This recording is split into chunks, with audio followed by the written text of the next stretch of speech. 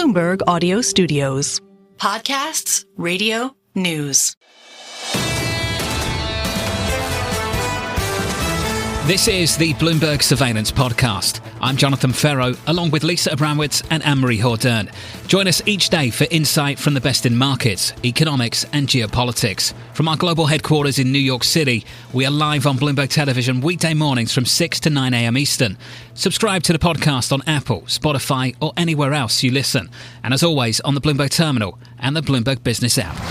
Turning to airlines, Spirit renewing discussions to merge with Frontier as a deep discount airline struggles to compete. I spoke with JetBlue CEO Joanna Geraghty yesterday about the hurdles facing smaller airlines. Take a listen.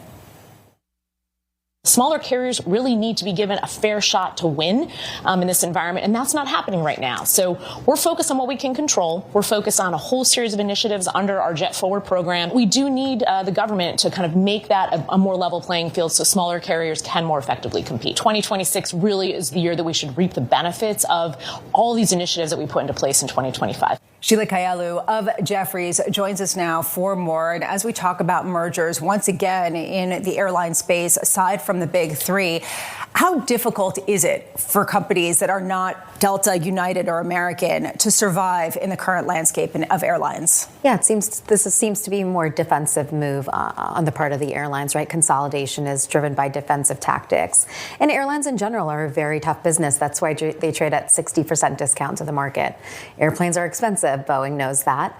Costs are expensive. 30% is jet fuel, 30% is labor. And when your revenues are growing 3% because your pricing is down and your costs are up 5%, it creates a very difficult environment for airlines to thrive in. Whether that's gate costs like JetBlue mentioned or additional fees, it makes it hard for airlines. So they have to consolidate or they have to price down to take market share. Or they have to become other industries like credit card companies or luxury experience providers. I mean, how much is that the saving grace, the idea that you could get some sort of additional premium customer, that people are leaning into experiences, willing to pay for it? How much is that really truthfully the model going forward? That's always been the bull case on airlines. You value Delta Sky Miles on a credit card multiple. You value their MRO business on an aftermarket multiple of 25 times EBITDA. And all of a sudden, you're getting an airline for free, essentially. So that's been the bull case. But the separation of those assets is likely hard, and we haven't seen that happen. Sheila, I know you and the team at Jefferies are bullish on United, but I'd like to talk about American Airlines and some of the management decisions which has put the company in place where it is today. I'm talking about Seattle. I'm talking about routing. I'm talking about choice of, which airplanes to retire. What will it take for American Airlines to right the ship here? I think the airline set up into 26, and I say this every January, and then I regret it in February because I say the setup is positive for airlines, and I retract those comments pretty quickly. And we've done that for American the last 2 years, but I do think the setup is positive, and that capacity going into 26 is fairly tight. That goes across the board for the airlines, and American in particular has very easy comps. Recall a year and a half ago, they had a snafu with their corporate relationship, so their corporate is just getting back to 2024 levels. So they're about a year behind. And that's where we've seen a lot of the premium growth is on that corporate. So that could be a huge upside driver for them if they take back their share and then some, which they seem to do. So they have the easiest comp set. And airlines in general have an easy comp set with the shutdown, with the tariff impact in Q1. So essentially Q1 and Q4 are easy comps for them into 26. But we'll see. I think a re-rating takes disciplined capacity in the market and pricing for the main cabin to really improve at least to flat. Well, let's shift gears to the manufacturers. Let's talk about Airbus and Boeing, right? Let's talk about, how the market's coping with these supply chain bottlenecks. I'm talking about forgings, castings, interiors. Talk to us a little bit about what your projections for those two companies are in the new year. Sure. So I actually had one of my favorite days of my career last week. I went up to Seattle by myself and got to spend 10 hours in Renton and Everett. And it was the most fun I've had in that I saw the Boeing Renton line, which creates the 737. That's about 50% of their sales buzzing for the first time. It was really neat to see the 3 lines cycling at 42. This is a manufacturer that was doing 25 a month in 24. Wow. So to double production at the end of this year, and the employment base was invigorated. They were happy, and I think the new CEO, Kahyaoglu, who's been there for 18 months, is certainly making that change happen. He's changed about 40% of the leadership in order to do that. So really good news on the 37 front in that the production rate is actually going up. Airlines will have planes, and it's a matter of certification on large programs like the 777X they have, which they took a big charge for in Q3. So will that be certified at the end of next year? It sounds like all of the airline and airplane-related executives saying 2026 will be our year, because 2025 wasn't exactly it due to all of the machinations throughout this year. I do want to end with Frontier and Spirit. I know you can't talk to these specific names. I do want to get a general sense, though, about whether the feeling right now in the C-suite is that this administration will be more amenable to some of these tie-ups and be more open on a regulatory front than they have been. It's been a mess every single time that companies have been trying to tie up. Yeah, this is clearly a defensive move. It'll take about 5% of capacity out of the market. It'll help remove capacity out of strained markets where you're seeing pricing down. So, I think airline consolidation is something we haven't seen a lot of. In aerospace, on the other hand, going back, a deal a day in aerospace and defense tech. It's been very prolific for transactions in that market, whether it's manufacturers or defense tech, with the administration really supporting growth in the industry. So that's been a positive. Stay with us. More Bloomberg surveillance coming up after this.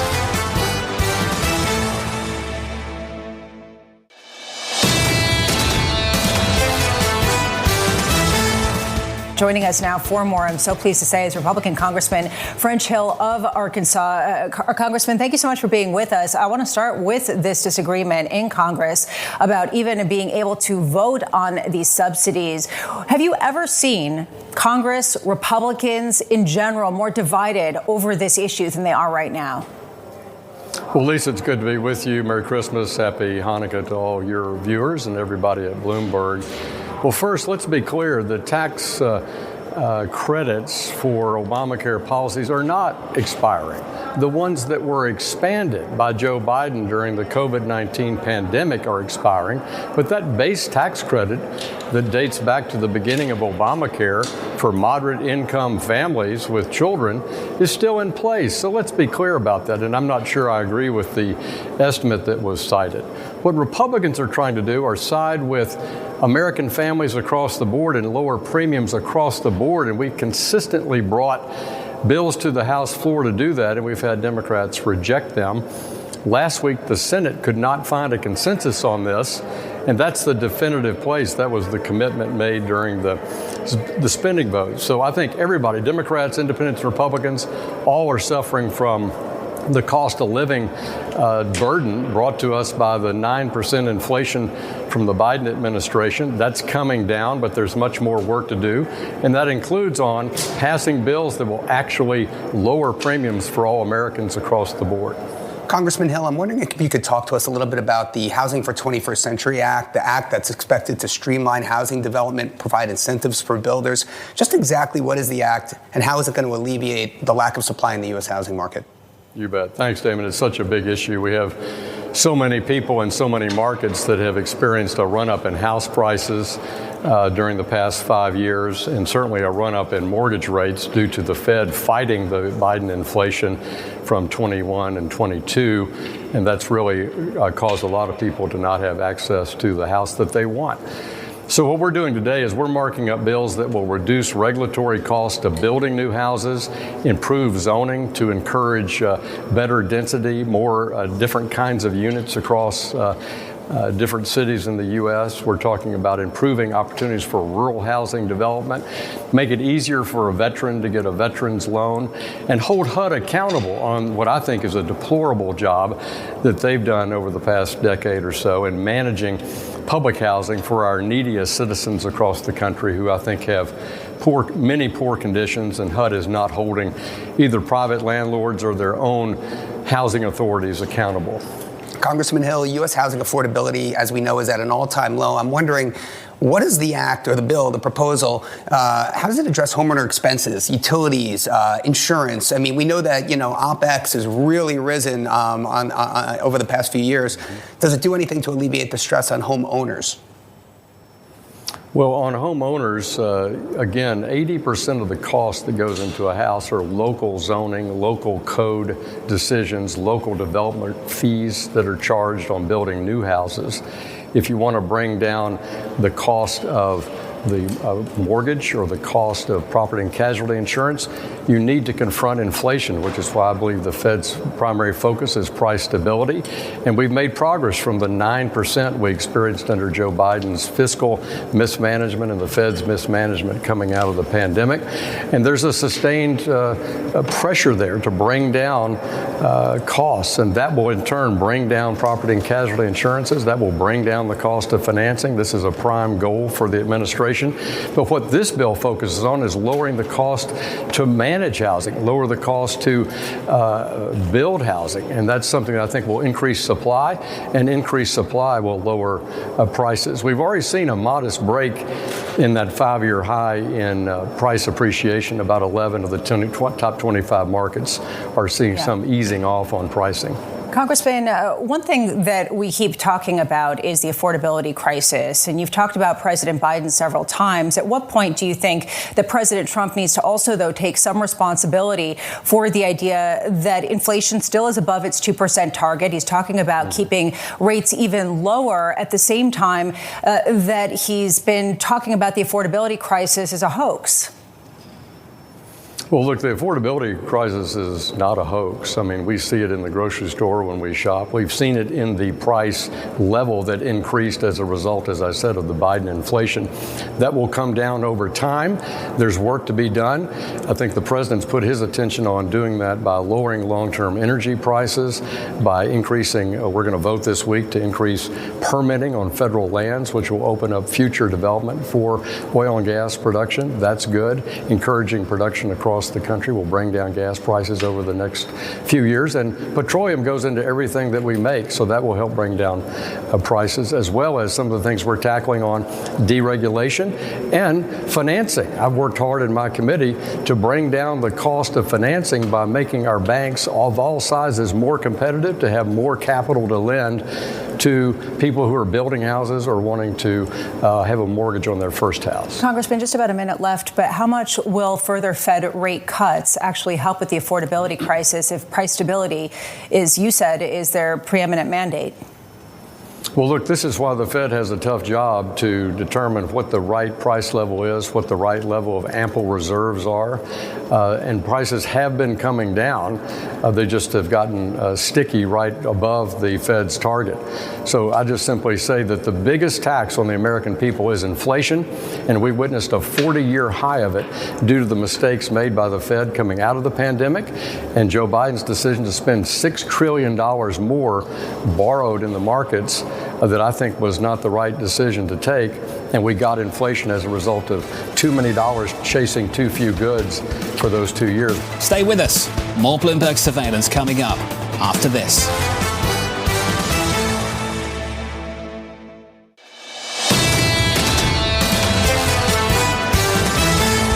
One thing that has been really strong this year has been discussions around trade. The White House keeping on the pressure on China. Treasury Secretary Scott Bessent telling media the country's $1 trillion trade surplus is unsustainable. Joining us now is Elizabeth Economy, senior fellow at the Hoover Institution and one of the stalwart experts and scholars of the Chinese economy.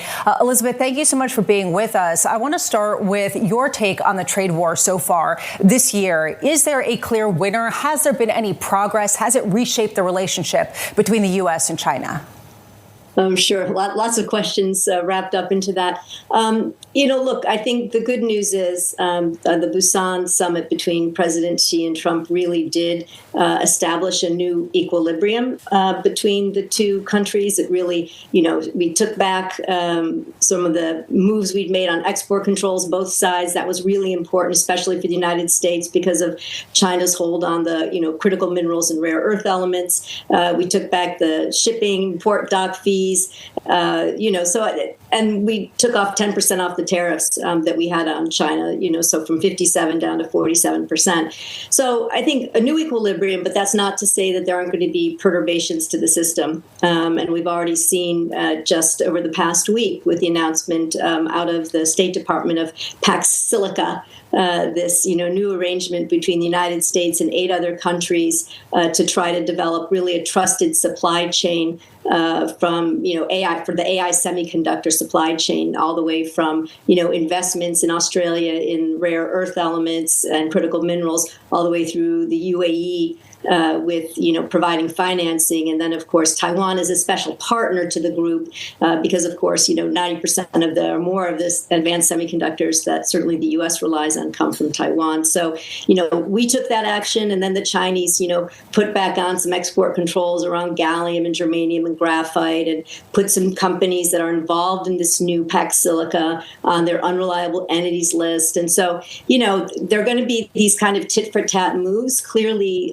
The administration is not stopping in terms of what it wants to see in the tech competition space. It's going to do what it wants to do, and China's going to respond in kind. Hopefully we don't go into a free fall. We don't end up back at the 150, 175% tariff level, but I don't think it's going to be smooth sailing.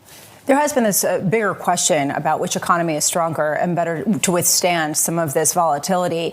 Over the past couple of days, we've gotten data out of China signifying that there has been an ongoing decline, weakening in consumer appetite, this concern about prices that are falling too rapidly. Do you think that this is laying the groundwork for some sort of stimulus to support the economy during this prolonged tit for tat?